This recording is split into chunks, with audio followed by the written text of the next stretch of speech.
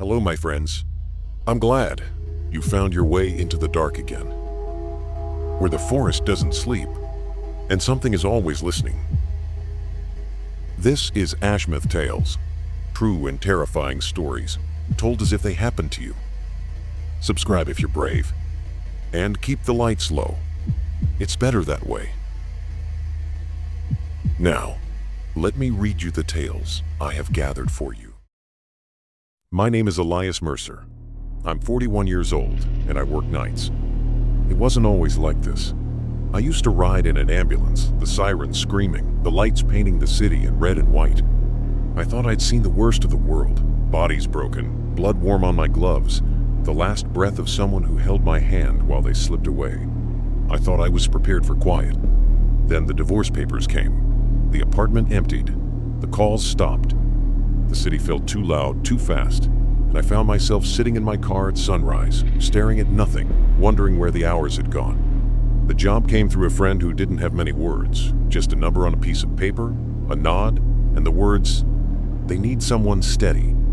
Night caretaker." At an old psychiatric hospital, closed for 30 years, property tied up in endless lawsuits. But the county needed someone to watch it, to keep squatters out, to walk the halls, to keep the lights on. They said it was easy money. They didn't say the building remembered. The drive is long, past empty fields, past houses with windows that glow dimly in the dusk, past barns that lean into the wind. The hospital sits at the end of a cracked road, the sign rusted, the letters flaked away until only the word hospital remains, a promise or a warning. The building is massive, 3 stories of brick, windows boarded or broken, ivy climbing the walls like veins, the main doors chained, but the side entrance unlocked with the heavy key they gave me. The air smells like old rain, wet concrete, rust.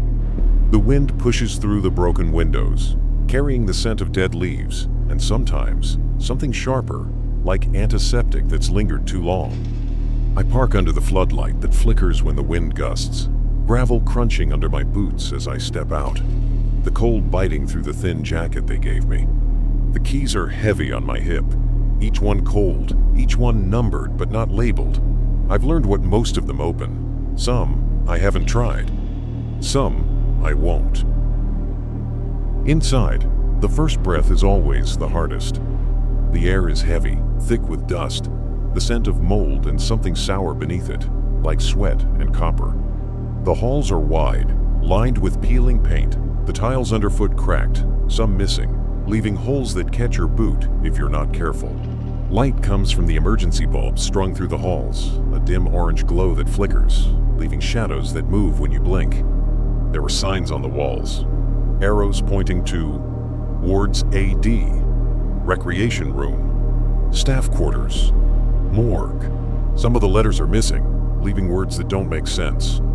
Sometimes, I find the signs on the floor, the screws torn from the walls as if someone pulled them free. I put them back when I can. It feels like the right thing to do. The office they gave me is near the old reception, a glass window with a slot where patients once signed in, the glass cracked but intact. Inside, there is a desk, metal, dented, a filing cabinet with drawers that don't close, a single chair that creaks if you shift your weight. The radio sits on the desk, picking up static, sometimes music that fades before you can place the tune, sometimes voices that aren't clear enough to understand. I keep it on. Silence feels worse. There is a coffee maker on the floor, the glass cracked, but it works if you don't mind the smell of burnt plastic. I drink it black, letting the warmth settle in my chest, pushing back the cold that leaks through the walls. Before rounds, I check the map on the wall, yellowed, edges curled, showing the wards, the rec rooms, the locked wings, the morgue in the basement, the staff quarters on the 3rd floor. I trace the route with my finger, the same route every night. It's easier to keep a routine. Rounds start with Ward A. The hallway leading there is lined with doors, small windows set into them, wire mesh embedded in the glass, most of them shattered, leaving jagged teeth that catch the light. I shine my flashlight into each room. the beam cutting through the dark, catching on metal bed frames, overturned chairs, graffiti scrawled on the walls, drawings of eyes that follow you when you move. Room 112 is always colder. I open the door, stepping inside, the air sharp, biting, the scent of something I can't name filling the space. The bed is against the wall, the mattress gone, springs bare, twisted. In the corner, a shadow sits, shaped like a person, head bowed, shoulders shaking like they're laughing or crying. When I shine the light directly at it, the shadow is gone. But when I turn, I see it again, in the reflection of the broken window, sitting, waiting. I leave the room, closing the door softly. Ward B is quieter. The doors hanging open, hinges rusted, the lights from the emergency bulbs barely reaching the end of the hall. There is a smell here, sweet and rotting, like fruit left too long in the sun. I walk past rooms where the walls are covered in writing, messages that repeat, "I am still here," over and over, written in what looks like rust but smells like iron. Sometimes, when I pass, I hear a whisper, a single word, so soft I can't catch it. I don't stop to listen. The recreation room is next. A large space with windows that look out over the courtyard. The glass shattered, ivy crawling inside, leaves littering the floor. There is a piano in the corner, keys yellowed, some missing, others chipped. Sometimes, as I walk past, I hear a note play, soft, a single key pressed down, ringing out before fading. I never see the keys move. There are chairs here, some upright, some tipped over, tables with cards scattered, dominoes set up in lines that fall when you step too close. I set them up again when I have time. I don't know why. It just feels right. The basement is the hardest part of the rounds. The stairs creak, the handrail cold under my grip, the air growing colder with each step down, the smell of damp concrete and something beneath it, something like formaldehyde. The lights are weaker here, buzzing, some out completely, leaving patches of darkness that the flashlight struggles to fill. The morgue is at the end of the hall. The door is heavy, metal, the handle cold, leaving frost on your palm. Inside, the room is lined with metal drawers, some labeled with numbers, others with names that have faded to smudges. The gurney in the center of the room is rusted. The leather straps cracked, the wheels locked. Sometimes, I find the drawers open. Not all the way. Just an inch. Just enough. I close them, pressing until the latch clicks, the sound loud in the quiet. There is a sink in the corner, the faucet dripping, the sound steady, constant, the water pink sometimes, clear others. I don't check why. I don't want to know. The staff quarters are on the 3rd floor, the hallway narrow, the ceiling low, the doors closer together. These rooms still hold pieces of lives. A shoe under a bed, a comb on a dresser, a mirror cracked, the reflection splitting you into pieces when you pass. Room 304 has a light that never goes out, a bulb in the ceiling that hums, the glow steady, unblinking. There is a bed here, the blanket still on it, pulled back like someone just stood up. The pillow is indented. Sometimes when I pass, I see the blanket shift, settling, as if someone just left the room. I nod when it happens. It feels like the right thing to do. The radio crackles when I return to the office. Voices slipping through the static, a song playing that I almost recognize before it fades. I sit, the coffee cold now, but I drink it anyway. The taste bitter, grounding. Outside, the wind pushes against the building, the branches of the trees scraping the windows, the sound sharp high, like fingernails on glass. Sometimes, the phone rings. A landline, black, heavy, rotary dial, sitting on the desk. I answer it. There is breathing on the other end, soft, steady. Sometimes, a voice whispers, "Help me." Then, the line goes dead. I set the phone down, letting the receiver click back into place. I breathe. I wait. And then I stand, picking up the flashlight, checking the keys, stepping back into the halls. because someone has to. The nights blend together in this place. It's easy to lose track of time when the halls are always dim, when the same shadows live in the corners, when the only sound is your own breath and the drip of a leaking pipe somewhere you can't find. But the hospital remembers. There was a night when the power failed.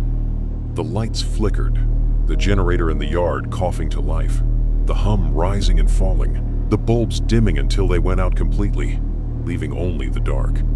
The flashlight felt small, the beam too narrow, cutting tunnels through the dark that felt alive, shifting just outside the edges. The phone rang once, the shrill sound piercing the silence, the echo carrying down the halls. I answered. "Are you there?" A voice whispered, a child's voice, soft, tired. "Yes," I said. "Don't let him in." Then the line went dead. I set the phone down, the silence louder now, the dark pressing closer. I heard footsteps then, slow, measured, moving down the hall outside the office. I stepped to the doorway, the flashlight shaking in my hand, the beam catching nothing, just empty hall, peeling paint, the shadows long. But the footsteps continued, closer, until they stopped outside the office. I held my breath. Something moved past the door. A shape darker than the dark, tall, thin, gliding. The sound of bare feet on tile, soft, steady. I followed, because that is what you do here. The shape moved down the hall, past the broken windows, past the flickering exit signs turning into Ward C. I stepped inside, the air colder, the smell of old sweat, and something sharp, like ozone before lightning strikes. The flashlight caught movement at the end of the hall. A figure stood there, facing away, hair hanging long, matted, wearing a hospital gown that fluttered even though there was no breeze. Slowly, the head turned, just enough for me to see one eye, dark, bottomless, watching me. Then it was gone. The hall empty. I let out a breath I didn't know I was holding, the cold steaming in the beam of the flashlight. I checked the rooms in Ward C that night, one by one. Room 215 had the window cracked, the cold air leaking in, the curtain fluttering, the rod scraping the wall in a slow rhythm.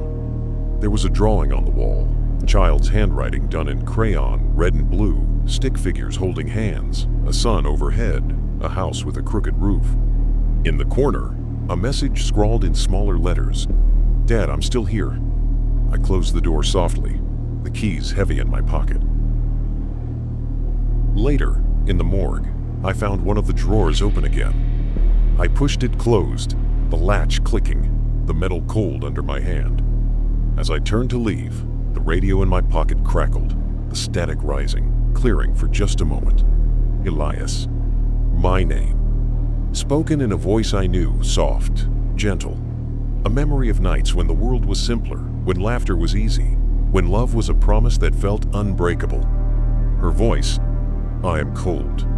The static returned, loud, harsh, before fading into silence. I stood there, the dark pressing in, the hum of the boiler the only sound. I wanted to call her name, but it caught in my throat. Because she was gone. Because I was here. The mirror room is on the second floor, a therapy room once, lined with mirrors along one wall, cracked now, the reflections splitting, multiplying, shifting as you move. I check it every night, the flashlight beam dancing across the fragments, catching glimpses of myself, of the room, of things that shouldn't be there. Sometimes, I see figures standing behind me, faces pale, eyes dark, mouths moving but making no sound. Sometimes, I see a version of myself that doesn't move when I do. It watches, calm, still, smiling sometimes. I never stay long in the mirror room. There was a storm that came one night, wind howling, rain slamming against the windows, the building groaning as if it was alive. The generator failed, the emergency lights flickered, leaving pools of darkness that seemed to grow. Water dripped from the ceiling, pooling on the floors, running in thin streams down the hall, carrying dirt and dust in slow trails. The piano in the recreation room played. A single key struck over and over, a slow, steady rhythm that matched the pounding of my heart. I followed the sound, the flashlight barely holding on, the beam cutting through the rain dripping from the ceiling. In the recreation room, the piano key pressed down, lifted, pressed again, moving on its own, slow, deliberate. I stepped closer, the floor slick, the air cold. The key pressed again, then stopped. The room fell silent. The only sound, the wind, the rain, the drip of water. I reached out, touching the piano, the wood wet, cold. And then the key pressed down under my finger, though I hadn't moved. A single note. Then nothing. I stepped back, leaving the room, the sound of the storm swallowing the silence. The hospital remembers. It remembers the footsteps of patients pacing the halls, the prayers whispered in dark rooms, the screams that tore the night open before silence returned. It remembers the laughter that once filled the recreation room, the music that played in the therapy sessions, the hope that walked through the doors before it faded under the weight of locked doors and fading medication. It remembers the promises made, the ones kept, the ones broken. It remembers the caretakers who came before, who walked the halls, who kept the lights on, who tried to keep the dark at bay. I find traces of them sometimes. A note tucked under the edge of a door. Don't forget the salt. A matchbook on a windowsill, damp, the matches soft, the striking pad worn. A coffee cup, cold. The ring it left on the desk still there. I pick up these pieces, hold them, place them back where they were, letting them stay, letting them breathe. Because someone has to remember. Dawn is slow in this place. The sky lightens in shades of gray, the frost melting from the broken windows, the air warming just enough to remind you that the night has passed. I stand by the window in the office, watching the light touch the trees, the mist rising from the grass, the world waking in slow breaths. The radio crackles once, the static soft, then fading. I drink the last of the coffee. Cold, bitter, grounding. The keys are heavy in my hand, the metal warm now from the heat of my skin. I breathe. I step into the hall, the light growing, the dark pulling back, the shadows softening. And I walk. Because the hospital remembers. Because someone has to keep the lights on. Because someone has to walk the halls, to check the rooms, to close the drawers in the morgue, to listen to the piano, to watch the mirrors, to answer the phone when it rings in the dark. Because someone has to see. Someone has to stay. And until someone else is ready, I will. Because that is what a caretaker does. And in a place like this, remembering is the only thing that keeps the dark from swallowing everything else.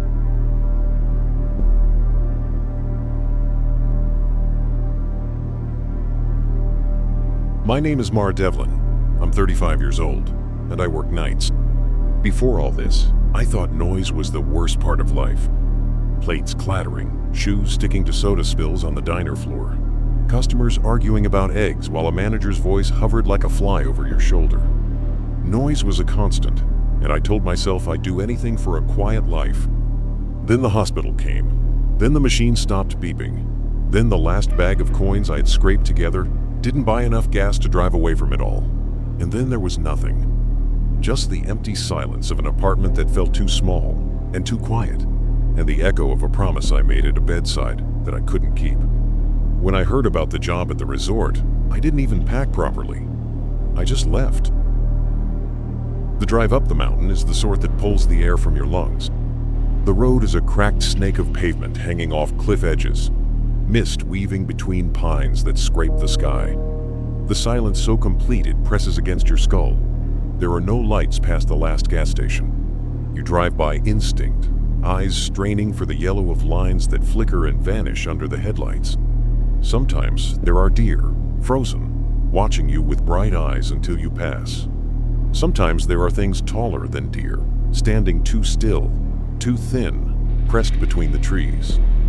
I drive past those without looking back. The resort sits on a flattened ridge, the pines cut back decades ago. A skeleton of a lodge, standing with its spine crooked. The cabins huddled along paths choked with weeds. The sign is long gone. The letters faded. The post rotting in the cold. I park beside the maintenance shed, gravel crunching under the tires. The air so cold it bites. Before I step out, I check the rearview mirror and count to 10. Sometimes you need to make sure you are still alone before you open the door.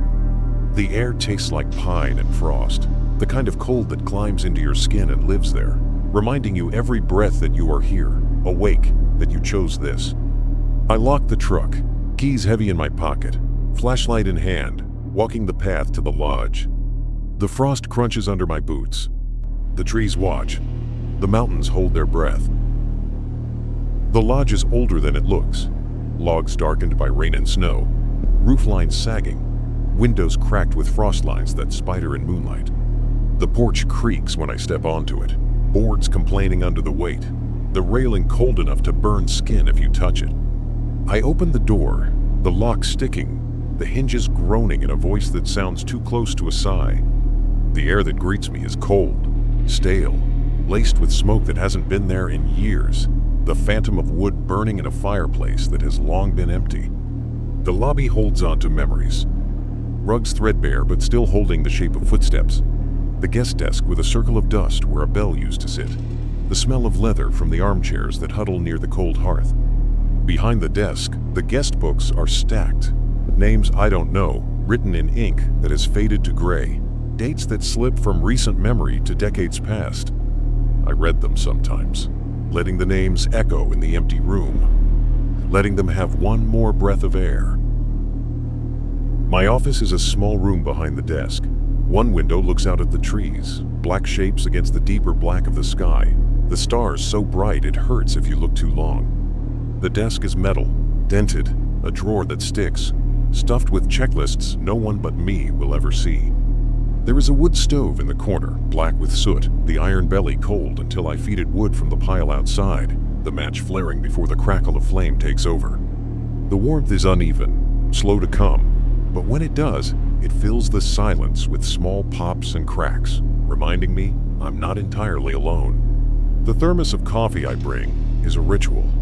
It sits on the desk, steam curling, bitter and black, a tether to the world outside the trees, a promise that I will stay awake, that I will watch, because that is the job. The first round starts with the cabins. 10 cabins line the ridge, connected by narrow paths that are more animal trail than road now. Grass pushing through the gravel, branches drooping under the weight of frost. They are shapes in the dark, slouching against the wind, windows blank, doors that shift in their frames. I check them one by one, shine the flashlight into the windows, wait to see if the glass fogs from the inside. I test the doors, push against them, feel the cold breath that leaks out if the latch isn't tight. Cabin 3 is the one I dread. The first time I opened that door, the air was wrong. Heavy, sweet, like burnt sugar and smoke, clinging to the inside of my mouth when I breathed. The fireplace was cold, ashes scattered, footprints in the dust so small they looked like a child's, circling the rocking chair by the window. That chair moved when I stepped inside, rocking forward once, then stopping as if it was waiting for me to take the next step. I closed the door, the latch clicking, the sound too loud in the quiet. Now I check cabin 3 from the window, standing back, letting the light catch the rocking chair where it sits. Sometimes it rocks, once forward, then still. After the cabins, I return to the lodge. I walk the halls, boots scuffing on floors that are warped by years of cold and water that leaks from pipes no one will fix. The air smells of mildew and pine, the cold pressing in through the cracked windows, the darkness heavy in the corners. In the kitchen, pans hang on hooks, swaying if the wind pushes through the cracks, the smell of something sweet that should not be there drifting past when I open the door. I check the stove, the gas line turned off, the pilot light cold. Still, sometimes I see the flare of light behind the glass, gone when I look twice. The dining room is set as if waiting for guests that will never come. Plates lined with dust, silverware tarnished, glasses that catch the light of the flashlight and throw it back like eyes. I check the doors, the windows, the locks that need to be jiggled before they catch, the handles that turn if you pull the wrong way.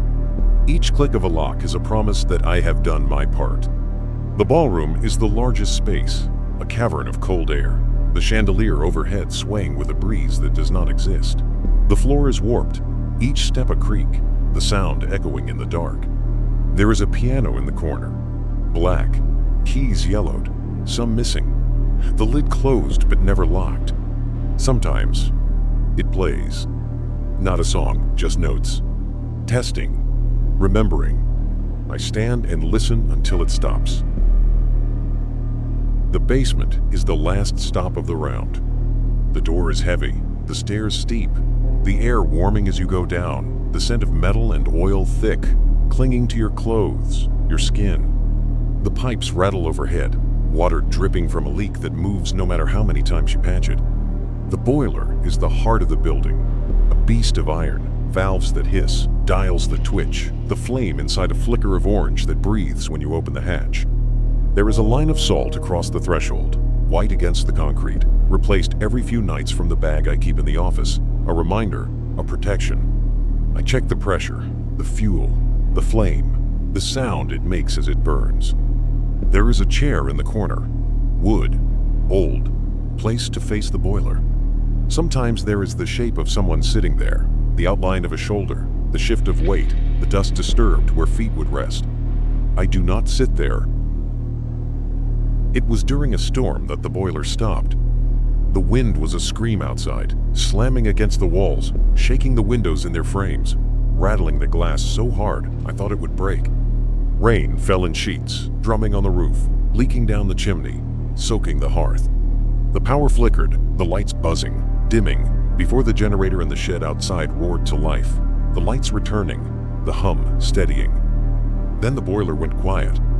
The warmth drained from the air, the cold flooding in, biting, sharp. Frost formed on the glass, on the tiles, breath fogging in the beam of the flashlight. And the piano played. Loud, clear, notes that filled the lodge, echoing in the halls, sharp enough to hurt, insistent. The rocking chair in cabin 3 rocked. Once, twice. The creak louder than the storm. And there were footsteps in the hall.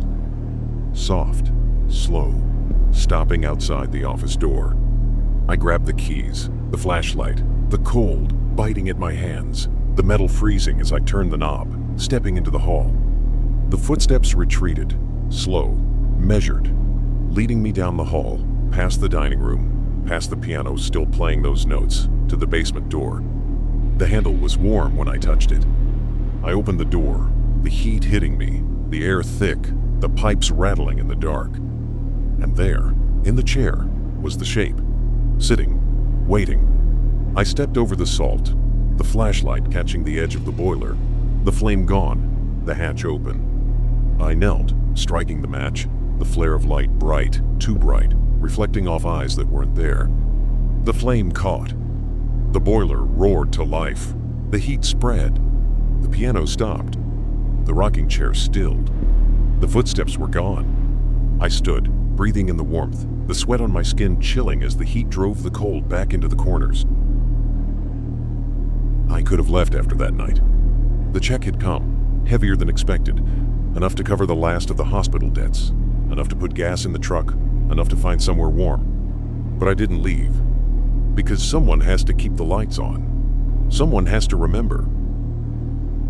There are nights when the wind dies and the forest holds its breath.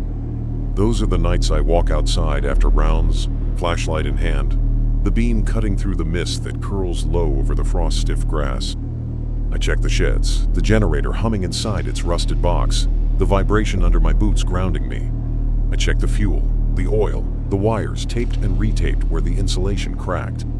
I listen. The forest is not silent. It creaks. It sighs. It whispers. Sometimes I see shapes between the trees, tall, thin, moving without moving, leaning as if watching, waiting for me to step off the cleared path. Once, I did. It was curiosity that pulled me, the shape too still, too pale against the dark of the trees. I stepped into the undergrowth, the frost cracking underfoot, the air colder, sharper, the quiet louder. The flashlight flickered. When it steadied, the shape was closer. A woman, I thought at first, but the arms were too long, the hair hanging like wet moss, the face pale and wrong, eyes black and bottomless. She smiled, and I turned, stumbling back to the path, the branches clawing at my jacket, tearing at the fabric, the frost sharp against my skin. When I looked back, the shape was gone, the mist swallowing the space it had been. I never left the path again. Sometimes, in the hour before dawn, I walk the halls without the flashlight. The dark is not complete in the lodge. The moon filters through the cracked windows, the frost catching the light in lines that map the glass like veins. The piano plays sometimes, a soft note, a hesitant chord, pausing as if listening to see if I will stop. I don't. I walk past the dining room, where chairs have shifted, turned toward the door as if expecting someone to come sit. Plates moved from one end of the table to the other. In the kitchen, the air smells warm, sweet, like cinnamon and coffee, and the stove clicks as if the pilot is trying to catch, though the gas line is shut. I walk past cabin 3, the window fogged from the inside, the shape in the rocking chair sitting so still, rocking once when the frost drips from the eaves. In the basement, the boiler hums, the flames steady, the heat pushing against the cold, the salt line bright in the glow. And sometimes, in the chair, the shape is there, head bowed, hands folded, as if in prayer. I leave it alone. There was a night when the rain came. Not the usual soft mist, but a pounding, drumming rain, the wind howling through the trees, shaking the lodge, rattling the windows in their frames. The power flickered, the lights stuttering, the generator struggling, the hum rising and falling. The water found every crack, every seam, dripping into the kitchen, running down the walls of the dining room, pooling on the warped floorboards of the ballroom. And in the piano, the strings sang. The notes were wild, unstructured, a cry that rose with the storm, falling silent only when the thunder rolled. I grabbed buckets, pots, anything to catch the water, the flashlight beam bouncing as I moved, the wind pushing against the doors, the cold seeping in with the rain. In the basement, the boiler hissed, the water dripping from the pipes, the flames sputtering but holding, the salt line washed thin. The shape in the chair was gone. The storm raged, and the lodge felt alive, the walls groaning, the floors trembling, the wind screaming through the chimney. I stood in the lobby, soaked, the buckets filling, the windows fogging, and I whispered to the dark, "I'm here, I see you." The piano played once, a single note, clear, sharp, and then fell silent, and the storm passed. There are rooms in the lodge I did not find on the blueprints. Doors that do not open during the day, but shift in the dark, the frames warping, the handles cold under my hand. One door, hidden behind a shelf in the back hall, opened once. The air that spilled out was warm, scented with smoke and something floral, like old perfume. The room inside was small, a single chair, a table with a cracked glass ashtray, a window that looked out into the dark, though I knew there was no window on that wall. There was a photograph on the table, the frame tarnished, the glass broken. A woman stood in the photo, smiling, holding a child with a wide, toothy grin. The background was the lodge, the porch bright with sunlight, the pines green and full. I touched the frame, the dust cold under my fingers, the smile of the woman so familiar it ached. When I blinked, the photo was gone. The table was empty, and the door closed behind me, the latch catching with a click that echoed too loud. I stood in the dark, breathing, the air warm and soft, the scent of the perfume wrapping around me, holding me before it faded, leaving only the cold. I found the door again the next night, but it would not open. The forest holds stories too. On nights when the moon is full, I see lights between the trees, small, flickering, moving as if carried by unseen hands. I watch them from the porch, the cold seeping into my skin, the keys heavy in my pocket. Sometimes I hear laughter, soft, distant, a child's giggle that cuts through the silence. Once, I followed the lights, stepping from the porch, the frost crunching underfoot, the trees opening to let me pass. The lights danced, weaving between the trunks, pausing when I paused, moving when I moved, leading me deeper into the dark. And then, the light stopped. Ahead, in a small clearing, stood a woman, her back to me, hair dark, wearing a coat I recognized. One I had packed in a box I left behind in the apartment I could no longer afford. She turned, slowly, and the face was mine. Pale, tired, eyes dark, mouth set in a line that trembled as she looked at me. She lifted a hand, palm out, as if to say, "Stop." And I did. The lights vanished. She did too. And the forest was dark again. Dawn comes slow in the mountains. The frost melts from the roofs of the cabins, the mist rising from the trees as the sun touches the ridge, the light weak, pale, but warm enough to promise that the night has ended. I stand on the porch, the keys in my hand, the thermos empty, the cold still wrapped around me, but softer now. I think of the promises I made, the ones I could not keep, the ones I can still try to honor here, in the quiet, in the dark, in the hours when the world is still asleep. Because someone has to remember, someone has to keep the lights on, someone has to watch the halls, to listen to the piano, to see the rocking chair move, to check the boiler, to pour the salt, to walk the paths, to follow the lights, to face the reflection that waits in the trees. Someone has to see, someone has to stay, and until someone else is ready, I will. Because that is what a caretaker does. And in a place like this, remembering is the only thing that keeps the dark from swallowing everything else.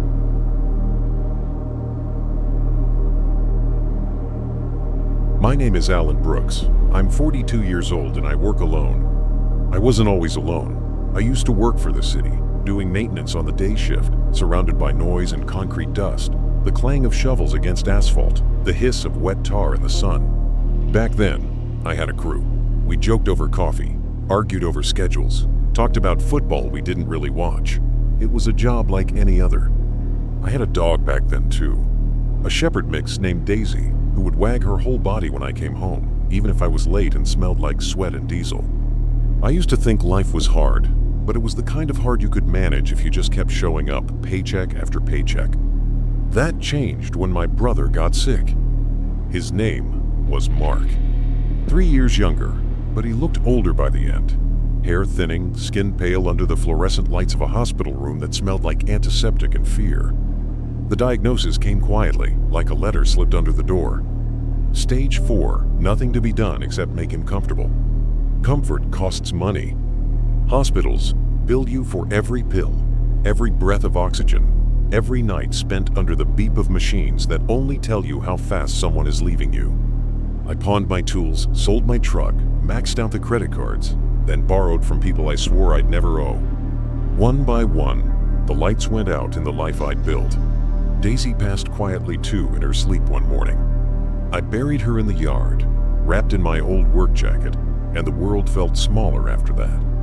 Then came the whispers of this job: caretaker, night work, quiet work, under-the-table pay in thick envelopes that smelled like ink and old air. I didn't ask questions. I couldn't afford to. They handed me a ring of keys, heavy and cold, each with a tiny stamped number, none labeled, none explained. They gave me an address on the edge of town, past the warehouses where streetlights didn't reach, down a road where the pavement cracked and weeds reached like hands through the broken blacktop.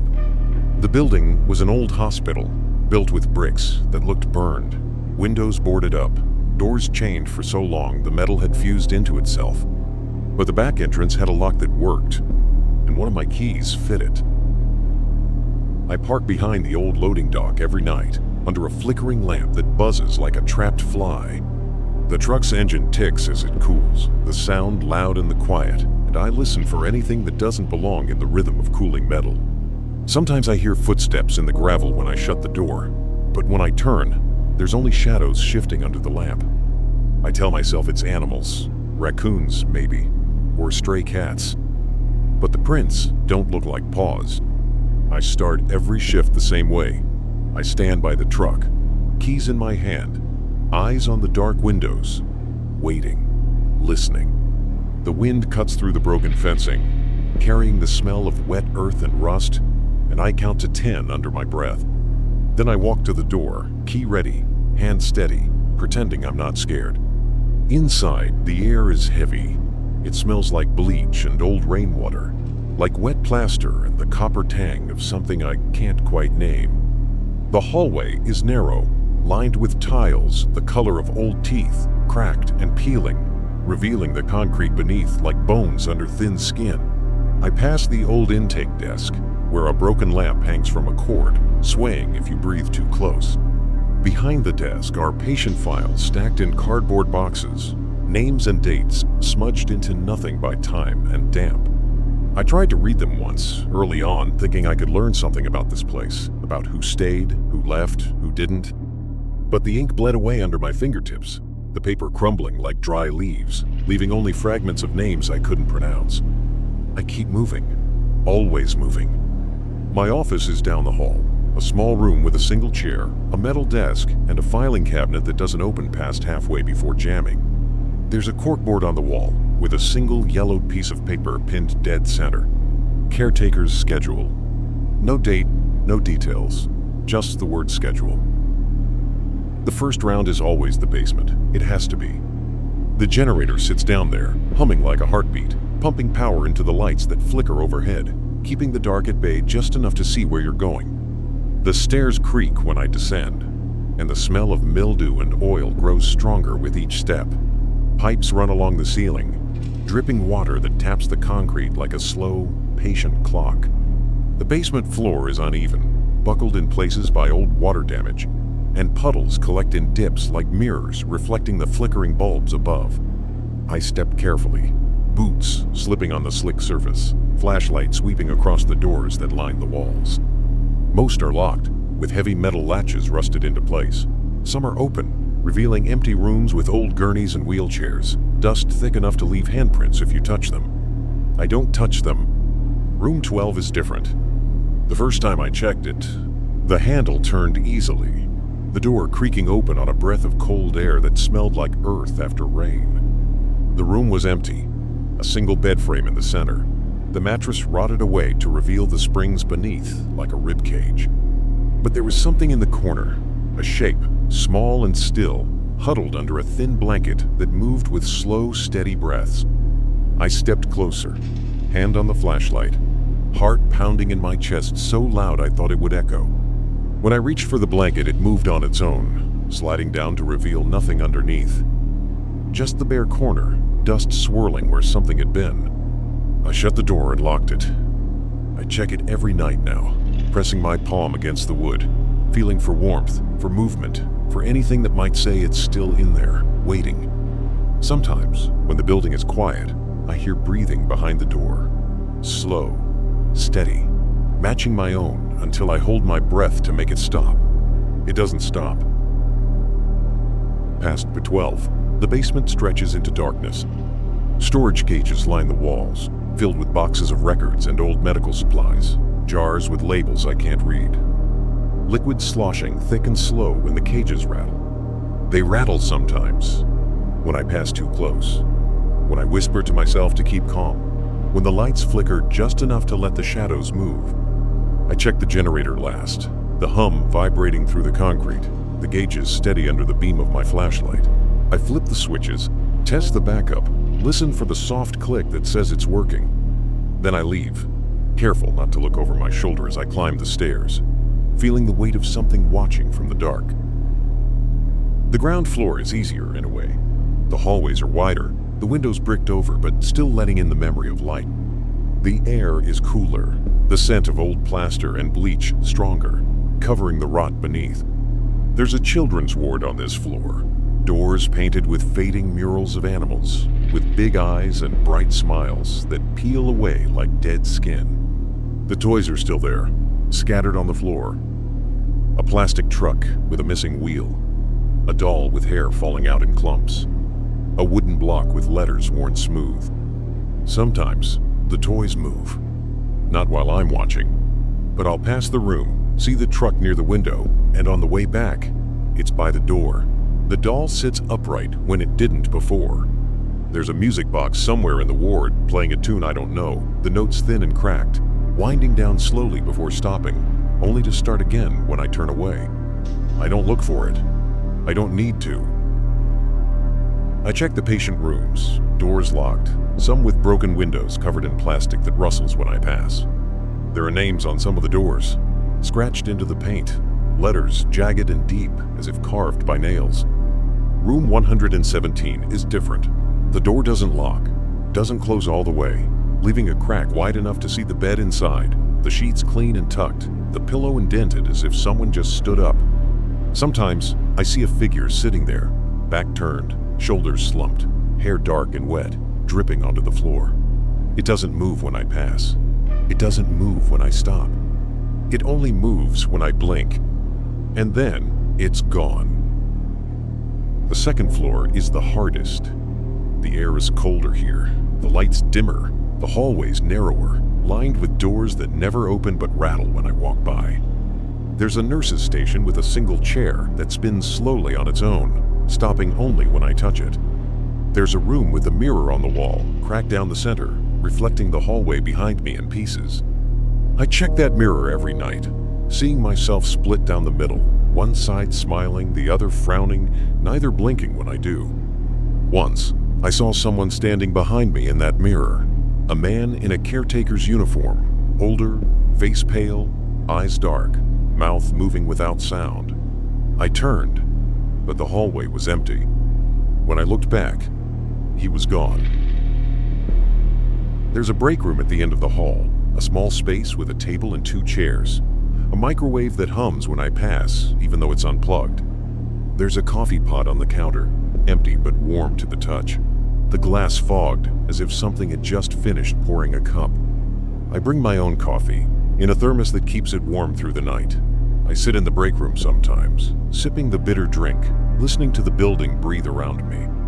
The pipes knock, the walls creak, the doors sigh open and closed, and sometimes I hear footsteps in the hall. They never reach the break room, but they stop just outside, the shadow under the door too dark, too still, waiting. I wait with it until it leaves. The east wing is off limits. The door is chained, padlocked, the sign above it faded to nothing. The keys on my ring have one that fits, but I've never used it. I check the chain every night, making sure it's still tight, the lock still closed, the door still shut. Sometimes the door rattles when I touch it, a soft knock from the other side, slow and patient, matching the beat of my heart. I don't open it. Not ever. There's a stairwell at the far end of the east wing door. It used to lead to the roof, but the door up there is rusted shut. The handle snapped off, leaving only a jagged edge that cuts if you're not careful. I climb the stairs anyway every night, flashlight sweeping over graffiti on the walls, names I don't know, messages half finished, words like help and stay, scratched in layers under newer scribbles. At the top, I stand by the roof door, listening. The wind moans through the cracks, carrying the scent of rain and dust, of rust and something sweet I can't place. Once, I pressed my ear to the metal, and I heard music, faint and broken, a piano playing a song I almost recognized, the notes drifting down like dust motes in the beam of my light. When I stepped back, the music stopped. I check the door handle even though it's broken. I knock 3 times, a habit I can't shake, and wait. Nothing ever knocks back. The last part of my round is the boiler room. It's down past the laundry chute, through a narrow hallway that slopes just enough to make you feel like you're falling with every step. The lights here flicker more than they shine, buzzing in a rhythm that matches the pounding in my chest. The door to the boiler room is metal, painted red once, now chipped and rusted. The word maintenance, barely visible under layers of grime. I unlock it with a small brass key that's warm to the touch, even in winter. Inside, the heat hits like a wave, heavy and wet, smelling of metal and old water, of burned dust and something sour that clings to your clothes. The boiler itself sits in the center, a massive thing with pipes jutting from every side, Valves that hiss, steam, dials that twitch when you look away. In the corner, there's a chair. An old wooden thing, the seat worn smooth, the legs uneven, placed facing the boiler like someone used to sit there for hours, watching. Sometimes, I see the impression of someone sitting in that chair. A weight that bends the wood. A shadow that shifts when I move, disappearing when I turn on the work light. There's a line of salt across the threshold, poured thick and white, replaced every few nights from the bag I keep in my office. I step over it carefully, eyes on the floor, making sure it's unbroken before I close the door behind me. I don't know who told the caretaker before me to keep that salt there, but they told me, and I don't ask questions I don't want answered. I check the gauges, the pressure, the temperature, the sound of the flame inside the boiler as it roars and settles, the metal skin of the machine creaking as it breathes. Sometimes, I hear a voice when I'm down here. A man's voice. Low and tired, saying my name, asking if it's time yet. I don't answer. I never answer. Once, the boiler shut off in the middle of the night. The flames died, the pressure dropped. The hum that fills the building with its heartbeat fell silent. And the building noticed. The air went cold, a sharp, biting cold that made my breath steam. Frost crawling across the windows, the pipes groaning like something alive. Doors that were locked swung open on their own, slow and deliberate, stopping when I turned my head. The music box played in the children's ward, louder than it should have. The notes, sharp and clear, echoing down the halls like a call. Footsteps followed me, always just out of sight, soft and careful, matching my pace. I ran that night, tools rattling in my bag, keys jangling in my pocket, breath loud in the silence, until I reached the boiler room, fumbling with the matches to relight the pilot, hands shaking so bad I dropped them twice before the flame caught. When the boiler roared back to life, the warmth returned, the frost melted, the doors closed, the footsteps stopped. The music box played one last note, then fell silent. I didn't leave early that night.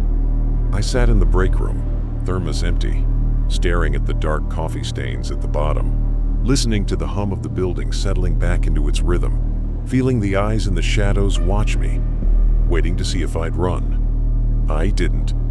I never do. Because this is my job, my purpose. I keep the lights on in a building that remembers. I keep the warmth flowing through the pipes that rattle when you forget to listen. I keep the doors closed that need to stay closed, the salt lines unbroken, the boiler burning through the dark. I remember the things no one else wants to remember. Every morning, I walk out through the back door, the dawn just a smear of pale light over the horizon, the sky heavy with the promise of rain or heat or cold, whatever the day decides to give me. The parking lot is empty, the gravel crunching under my boots, the lamp above my truck flickering once before going out. I sit in the cab for a moment, keys in the ignition, engine ticking as it cools, hands on the wheel, breathing in the silence before the world wakes up. I think about Mark, about the hospital room and the beeping machines, about the way he looked at me when the nurses turned away, the fear in his eyes, the apology in his voice when he said he was sorry for costing me so much. I told him it was nothing, that it didn't matter, but it did, and it still does. The envelope comes every Friday, slipped under the door of my office, heavy with cash that smells like old paper and ink, enough to pay the debts, to keep the collectors quiet, to buy a new thermos when the old one cracks, to put flowers on Mark's grave when I visit on Sundays. I could leave. I could find a new job, daylight hours, people to talk to, a life that doesn't smell like bleach and rust and old fear. But I don't. Because someone has to remember.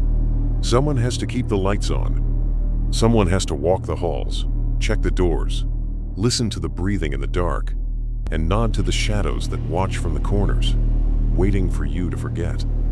And until someone else is ready to take these keys, to walk these rounds, to feel the eyes in the dark and not turn away, I'll be here. I'll keep the lights on. I'll keep the warmth flowing. I'll remember the things no one else wants to remember. Because that's what a caretaker does. And in a place like this, remembering is the only thing that keeps the dark from swallowing everything else. Another storytelling fades into the dark, but the silence, that's when it watches you back. I hope you enjoyed these tales and help the channel grow by leaving a like. Subscribe to Ashmouth Tales for more true horror, from backwoods trails, abandoned roads, and places you were never meant to find. Until next time, and remember, don't answer the knock.